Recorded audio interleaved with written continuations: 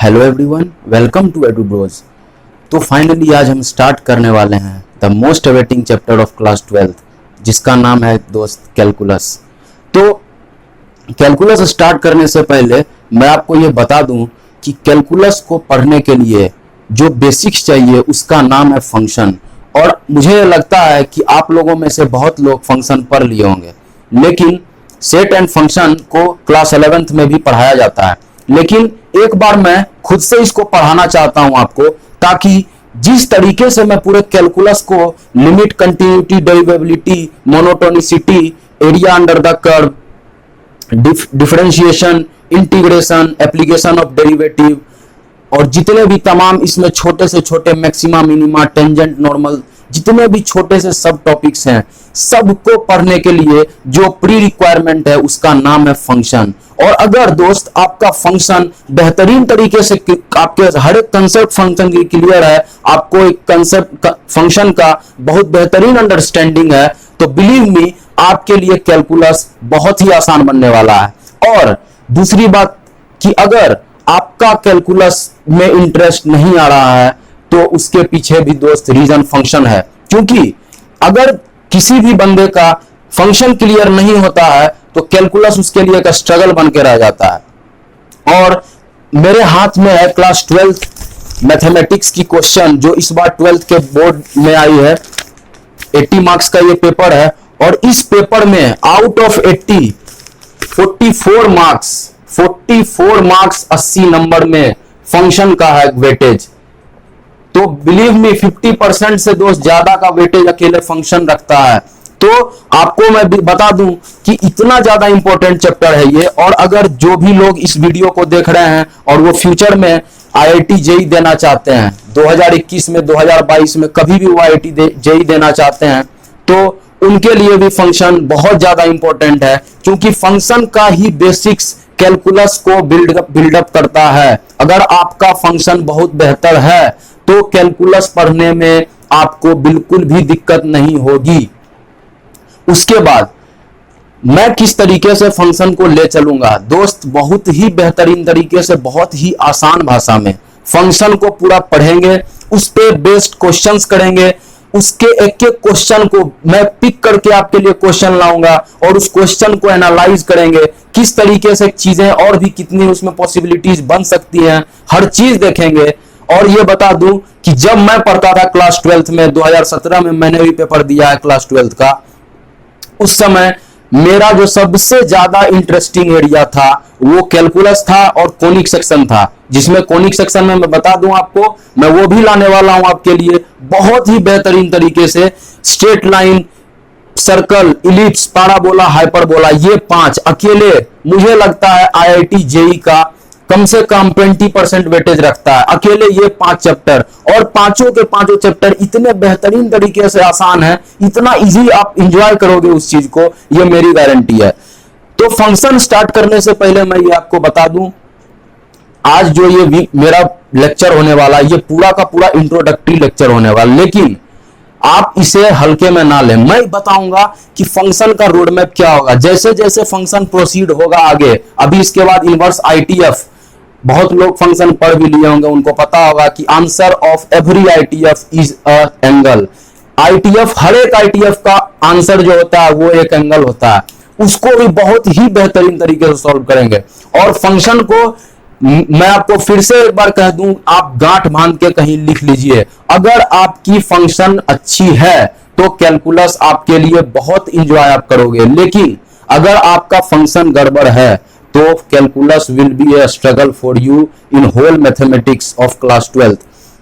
जहां भी आप 12th में कैलकुलस पार्ट आएगा, लिमिट आएगा, continuity, differentiability, derivability, application of derivative, differential equation, maxima, minima, tangent, normal, differentiation, integration, जितने भी बेहतरीन टॉपिक्स हैं सब में उसका बेसिक्स एक सिर्फ चैप्टर है, उसका नाम है फंक्शन। तो बिना समय वेस्ट किए हुए सबसे पहले देखते हैं कि आप क्लास 9th में बॉस आपने फंक्शन के बेसिक्स को पढ़ा था, लेकिन आप वहां पे एक एक्सप्रेशन देखते होंगे, लिखा हुआ रहता था y is equal to x square plus 3x plus 8। इस टाइप का कुछ आपको याद आ रहा होगा, पॉलिनोमियल आप पढ़ते थे। Polynomial is the basic function which you have studied in class 9th। कैसे, मैं दिखाता हूं अभी आपको फंक्शन किस तरीके से पोलिनोमियल एक फंक्शन था। आप लोग पढ़े होंगे कि y इज इक्वल टू लिखा हुआ होता था x square plus 4x plus 8, ऐसा कुछ आप देखते होंगे लिखा हुआ रहता था। मतलब क्या है, और कहीं कहीं आप ऐसा भी देखते होंगे f of x is equal to x square plus 4x plus 8। ये एक्सप्रेशन कुछ भी हो सकता है इन टर्म्स ऑफ x। इसका मतलब ये है कि fx एक ऐसा क्वांटिटी है, एक ऐसा ऑपरेटर है जिसमें मैं x की डिफरेंट वैल्यूज के लिए मैं fx के डिफरेंट वैल्यू को गेन कर सकता हूं। मतलब क्या, मतलब कि अगर मैं एक बेसिक एग्जांपल आपको दूं तो fx एक डब्बा है जिसमें एक इनपुट है और एक आउटपुट है। मतलब x की डिफरेंट इनपुट के लिए x को कभी मैं 1 रख दूंगा, कभी 2 रख दूंगा, कभी 4, कभी कुछ भी, जो मेरा मन करेगा या जो क्वेश्चन का डिमांड होगा। मैं एक इनपुट डालूंगा, fx एक ऐसा डब्बा है, एक ऐसा ऑपरेटर है जो कि x की डिफरेंट वैल्यूज के लिए एक डिफरेंट आउटपुट लेके मेरे सामने आएगा। मतलब क्या, मतलब कि यहां पे मैं देखूं तो f ऑफ अगर मैं 2 निकालूं तो क्या आएगा, देखिएगा दोस्त, 2 का स्क्वायर, x को मैं 2 रख दिया, तो यहां पे x को 2 रखूंगा तो 2 स्क्वायर प्लस 4 इंटू 2 प्लस 8, मतलब 4 plus 8 plus 8 is equal to 8 8 16 4 20, ये 20 आ गया। अब मैं x को 1 रखता हूं तो f of 1 is equal to 1 का स्क्वायर प्लस 4 इंटू 1 प्लस 8, इसका वैल्यू होगा 8 प्लस 4 प्लस 1 दैट इज 13। आप देख सकते हैं ये चीज आप पढ़ के आए हैं, याद आ रहा होगा आप लोगों को। पॉलिनोमियल चैप्टर क्लास 10th या 9th या 10th में ये पढ़ाया जाता है। This was the basic function जो आप पढ़ के आए हैं। तो फंक्शन यही है, function is the basic of calculus. 6 बार 7 बार अभी तक बोल चुके हैं दोस्त। अगर आपकी फंक्शन बेहतर है तो बिलीव मी कैलकुलस आपकी बेहतर हो जाएगी, क्योंकि कैलकुलस सबसे आसान पार्ट होता है मैथमेटिक्स का, लेकिन बहुत ही हाइप बना दिया जाता है।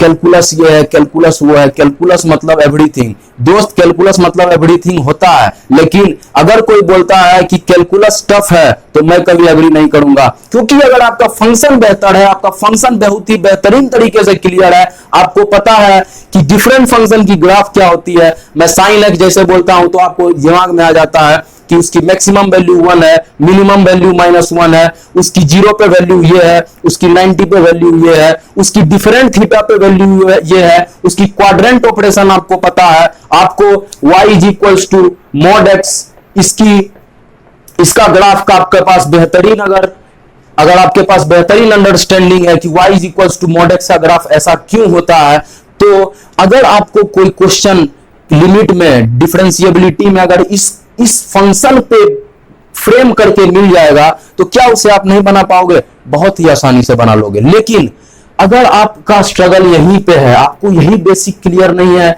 कि y is equals to mod x का ग्राफ आखिर ऐसा होता क्यों है, उसकी वैल्यू अगर आपको ये नहीं पता है कि y is equals to mx का ग्राफ ये होता है और एक बार स्लोप 1 है और एक बार स्लोप -1 है, इस वजह से y is equals to mod x का ग्राफ ऐसा है, तो आपके लिए वो क्वेश्चन एक स्ट्रगल बन जाएगा दोस्त। तो मैं एक बात और कहूंगा, जितने भी आपके फ्रेंड्स हैं क्लास 12th में भी पढ़ रहे हैं, उनको ये वीडियो शेयर कर दीजिए। इस क्वेश्चन में फिर से मैं दिखा रहा हूं, 2020 का ये पेपर है, 2020 का ये मैथमेटिक्स का 80 मार्क्स का पेपर है, 44 मार्क्स इसमें कैलकुलस के हैं, 44 मार्क्स। गौर से कान में फिर से सुन लीजिए, 44 नंबर 80 में कैलकुलस से आया है। तो मैं आपको और बता दूं, एक तो बात हो गई शेयरिंग की, दूसरी बात, पहली बार जब आप इस वीडियो को देखिएगा ना तो उसे ऑनलाइन देखिए प्लीज, ये मेरी एक आपसे अपील है, पहली बार आप ऑनलाइन वीडियो देखिए, ठीक है। तो मैं स्विच करता हूं फंक्शन की ओर, ज्यादा टाइम आज फंक्शन पे नहीं देंगे, आपको बेसिक एकदम बताएंगे कि फंक्शन होता क्या है, डिफरेंट फंक्शंस क्या है, देखिए इतनी बड़ी डिफिनीशन आपके सामने लिखी हुई है, इतनी बड़ी डिफिनीशन। क्या आपको लगता है मैं 2017 में पेपर दिया था, मुझे अभी तक याद है? नहीं याद है दोस्त। मैं अभी किसी बुक से या किसी सोर्स से ही इसको छापा हूं, बिलीव मी, मैं डायरेक्ट बोल रहा हूं, मुझे इसकी डिफिनीशन याद नहीं है, लेकिन मैं डिफिनीशन इसलिए लिखा हूं कि आपके कॉपी में थ्योरी का भी कुछ पार्ट होना चाहिए। तो आइए देखते हैं फंक्शन क्या है। कहता है कि if two every of a variable x which belongs to a set A there corresponds one and only one corresponding finite values of the quantity y which belong to set B, then y is said to be function of x and written as f of a is to b or y is equals to fx। दोस्त ये कहना क्या चाहते,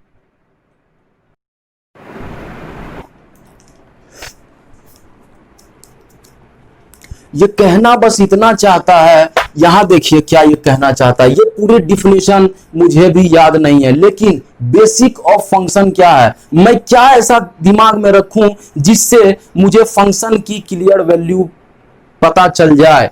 देखिए क्या है, मैं अगर कहीं पे भी दिखता है मुझे इस टाइप का सिचुएशन, f ऑफ x या लिखा हुआ है y is equal to x cube plus 8x plus 16, ऐसा कुछ दिया हुआ है और एक्स स्क्वायर में भी कुछ चीजें पुट की हुई है।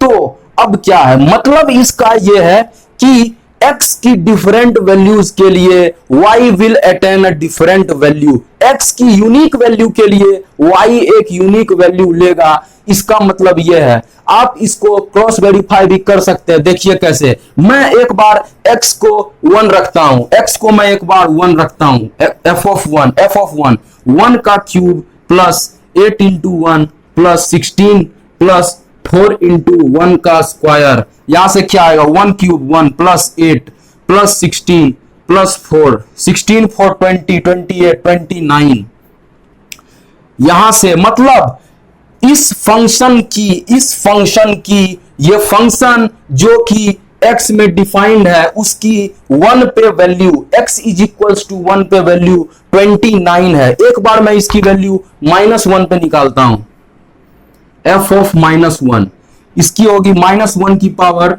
3 plus 8 into -1 plus 16 plus 4 into -1 का स्क्वायर, यहां से आ जाएगा -1 -8 प्लस 16 प्लस 4, 16 4 20 20 -9, ये हो जाएगा 11। मतलब x को मैं अगर -1 रख दूं तो फंक्शन की जो वैल्यू है वो 11 आ जाएगी, वो वैल्यू 11 आ जाएगी। तो दोस्त एक बार आप एक पिक्चोरिकली एक डायग्राम में बनाता हूं जो कि आपको याद रखनी है। और एक चीज मैं बताता हूं, जैसे आपके घर में फ्रिज है, ठीक, आपके घर में फ्रिज है, फ्रिज का काम क्या है, फ्रिज का काम यह है कि आप उसमें जब लाइन ऑन करते हैं, आप कुछ देर उसमें लाइन ऑन करके रखते हैं तो वो ठंडा हो जाता है। मतलब उसका फंक्शन यह है कि जब मैं उसमें इनपुट इलेक्ट्रिसिटी दूंगा तो वो मुझे आउटपुट ठंडक देगा, रेफ्रिजरेशन एक्शन देगा। उस फ्रिज का फंक्शन यही है। आपके फैन का फंक्शन क्या है, आपके घर में बल्ब का फंक्शन क्या है, बल्ब का फंक्शन यह है कि जब मैं उसमें इलेक्ट्रिसिटी दूंगा तो वो मुझे बल्ब ग्लो करेगा, वो मेरा बल्ब ग्लो करेगा। तो हर चीज का एक फंक्शन होता है, उसमें मैं ऑपरेटर डिफाइन करूंगा अभी जस्ट आपके सामने, और बहुत ही बेहतरीन तरीके से आपको ये कंसेप्ट, ये फंक्शन होता क्या, बहुत लोग डरते हैं फंक्शन का नाम सुनते हैं और कहते हैं यार फंक्शन है समझ में नहीं आएगा। बिल्कुल डरना नहीं है, इतना आसान बना देंगे फंक्शन को, आप पूरे कैलकुलस को बहुत एंजॉय करोगे। तो आइए देखते हैं फंक्शन क्या है। जैसे एक आप पिक्चोरिकली एक बार देखते हैं इसमें क्या है। जैसे एक चीज इनपुट है, ठीक, इनपुट है एक, ये मान लीजिए ऑपरेटर है, ठीक, और ये मेरा आउटपुट है। ये इनपुट है, ये आउटपुट है और ये ऑपरेटर है। मानते हैं ये फ्रिज है, ये इनपुट है, ये आउटपुट है। इनपुट मेरा फ्रिज में इलेक्ट्रिसिटी होता है, आउटपुट मेरा ठंडक होता है। कोई दिक्कत नहीं है। जब मैं इस फ्रिज में इलेक्ट्रिसिटी करंट डालता हूं, पावर देता हूं, तो मुझे वो आउटपुट ठंडा करके देता है। वो मुझे जो भी उसके अंदर चीजें हैं वो ठंडक में रहती हैं, उसे मैं कहता हूं कि फ्रिज का ये फंक्शन है। एसी का फंक्शन क्या है? जब मैं उसे पावर देता हूं तो वो मेरे रूम को ठंडा कर देता है। वो मेरे टेम्परेचर को, जो मैं एक डिफाइंड टेम्परेचर 26 पे सेट कर दिया, तो वो एसी मेरे पूरे रूम को 26 डिग्री टेम्परेचर पे सेट कर देता है। उसी तरीके से ये एक फंक्शन है। मैं यहां पे कुछ इनपुट देता हूं और इनपुट जो होगा वो x के तौर पर होगा। मैं x को इनपुट दे रहा हूं, इस फंक्शन को मैं x के रूप में इनपुट दे रहा हूं और ये मुझे आउटपुट दे रहा है। यूनिक वैल्यू, ये मुझे आउटपुट दे रहा है, वो यूनिक वैल्यू है। कैसे? जस्ट अभी मैं आपको एग्जांपल दिया, f ऑफ x एक फंक्शन था, x में डिफाइंड था। आप पिछला जस्ट अभी देखे, fx एक फंक्शन था जो x में डिफाइंड था। इसको मैं ऐसे भी कहता हूं, fx is a function of x। कहीं कहीं y is equal to x square plus ऐसे करके कुछ लिखा हुआ, एक्सप्रेशन लिखा हुआ रहेगा, तो उसको कहेंगे y is a function of x, ऐसा बोलते हैं। ठीक है, तो मैं कह रहा हूं कि fx एक फंक्शन था x में, जिसमें x की डिफरेंट वैल्यूज के लिए ये फंक्शन एक यूनिक आउटपुट मुझे दे रहा था। ये आपने अभी देखा था, जिसमें y और fx को बोला जाता है इमेज और x को कहा जाता है प्री इमेज। क्या कहा जाता है? y को कहा जाता है इमेज और x को कहा जाता है प्री इमेज। इतनी बात आपको समझ में आई तो इसको आप बहुत ही बेहतरीन तरीके से लिख लीजिए, इस डिफिनीशन को भी लिख लीजिए। और जब हम नेक्स्ट लेक्चर में मिलेंगे, तो हम बात करेंगे रेंज की, डोमेन की, डिफरेंट टाइप्स ऑफ फंक्शन की और उसके प्रॉपर्टीज की। हर फंक्शन का रेंज होता है अलग अलग, हर फंक्शन का अलग अलग रेंज होता है, हर फंक्शन का अलग अलग डोमेन होता है। एक एक फंक्शन, जितने भी इंपॉर्टेंट सिग्नम फंक्शन है, ग्रेटेस्ट इंटीजर फंक्शन है, पॉलिनोमियल फंक्शन है, साइनोसॉइडल फंक्शन है, पूरा का पूरा ट्रिग्नोमेट्रिक फंक्शन है, हर चीज को देखेंगे बहुत ही अच्छे तरीके से और आप पूरा कैलकुलस को बहुत ही इंजॉय करोगे। जब आपका फंक्शन का पार्ट क्लियर रहेगा, पूरा का पूरा कैलकुलस आपके लिए बहुत इजी हो जाने वाला है। ठीक है, तो आप देखते रहिए। फर्स्ट लेक्चर है इसलिए अभी वाइंड अप कर रहे हैं, नेक्स्ट लेक्चर में मिलेंगे। और बता दें कि आपका लेक्चर कब कब आएगा। आज है ट्यूसडे, तो TTS, Tuesday, Thursday, Saturday. Tuesday, Thursday, Saturday को 30 to 40 मिनट्स का मेरा लेक्चर आएगा और ये पूरा का पूरा मैं कैलकुलस 44 मार्क्स का मैं आपको जैसा दिखा चुका हूं पेपर। 44 नंबर का अकेला कैलकुलस रखता है दोस्त पार्टिसिपेशन 12th के बोर्ड के पेपर में। तो आप गोल सेट कर सकते हो कि आपको पेपर में कितना स्कोर करना है। गोल बहुत ही बेहतरीन तरीके से सेट कर सकते हो और अगर आप 90, 95, 100 मार्क्स टारगेट करते हो तो कैलकुलस को आपको तो पकड़ के रखना ही पड़ेगा। यू वांट, आप कैलकुलस से भाग नहीं सकते हैं। ठीक है, तो आप जितने भी फ्रेंड्स हैं आप सबके साथ ये वीडियो शेयर कीजिए, उन्हें बताइए। मैं अपना इंट्रोडक्शन दे दूं, मेरा नाम अभिषेक है, मैं NIT पटना का फाइनल ईयर स्टूडेंट हूं और इस पेंडेमिक में एडुब्रोज की पूरी टीम आपके साथ लगी हुई है आपके बोर्ड को बेहतर से बहुत बेहतर करने के लिए। तो बहुत धन्यवाद, बहुत बहुत धन्यवाद। शेयर कीजिए, लाइक कीजिए, कमेंट कीजिए। 10th का ट्रिग्नोमेट्री पार्ट मैं ले रहा हूं और आप वहां भी जाके अपने जितने भी जूनियर्स हैं उसके साथ शेयर कीजिए। बहुत ही अच्छा रिस्पॉन्स आ रहा है दोस्त। बहुत बहुत धन्यवाद, बहुत बहुत धन्यवाद।